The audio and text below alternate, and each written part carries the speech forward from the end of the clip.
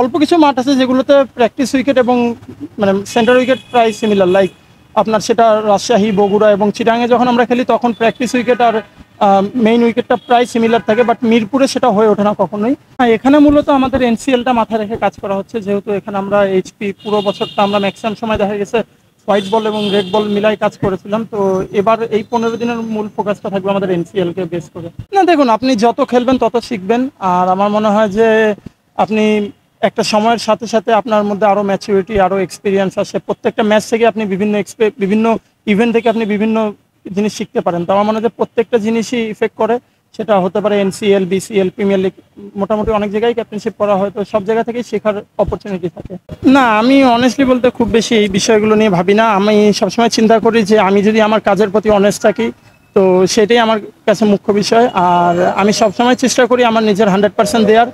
এরপরে মানে প্র্যাকটিসে কিংবা ম্যাচে সবসময় চেষ্টা করি 100% দেওয়ার। এরপরেও যদি না হয়ে থাকে, সেটা আবার যে জায়গাগুলো পিছিয়ে পড়ি সেই জায়গাগুলো নিয়ে কাজ করার চেষ্টা করি, বাট আমি কখনোই এইভাবে মানে আক্ষেপ করি না। আপনি যদি শুধু স্পেসিফিক্যালি প্রিমিয়ার লিগের কথা বলেন, তাহলে আমার মনে হয় যে এটা আরও অনেক সময়ের ব্যাপার যদি আমরা ওই সেম টাইপের উইকেটে আমরা প্র্যাকটিস করতে চাই। বাট আবার যেটা বললাম যে আমরা যখন চিটাং কিংবা রাজশাহী, বগুড়াতে খেলি তখন কোয়াইট সিমিলার উইকেট থাকে। তো এটা যদি বাংলাদেশের সব জায়গায় করা যায়, আমার মনে হয় এটা অবশ্যই ভালো হবে। But at the same time আমি আবার বলবো এটা মনে হয় সময়ের ব্যাপার। না দেখুন, আমার মনে হয় যে আমরা মানে বাংলাদেশে অল্প কিছু মাঠ আছে যেগুলোতে প্র্যাকটিস উইকেট এবং মানে সেন্টার উইকেট প্রায় সিমিলার, লাইক আপনার সেটা রাজশাহী, বগুড়া এবং চিটাগাংয়ে যখন আমরা খেলি তখন প্র্যাকটিস উইকেট আর মেইন উইকেটটা প্রায় সিমিলার থাকে, বাট মিরপুরে সেটা হয়ে ওঠে না কখনোই। তো এই জিনিসটা আসলে যেটা বললাম যে ডারউইনে ওরকমই ছিল, যে আমরা যেই টাইপের উইকেট আমরা প্র্যাকটিস করেছি, নেট করেছি, সেই টাইপের উইকেটটাই আমাদের ম্যাচের মধ্যে ছিল। তো এটা অবশ্যই আপনাকে হেল্প করে, কারণ আপনি জানেন যে ম্যাচে কী টাইপের উইকেট থাকে, সেই টাইপের উইকেটে আপনি প্র্যাকটিস করতে পারছেন। তো এই জিনিসটা সবসময় হেল্পফুল।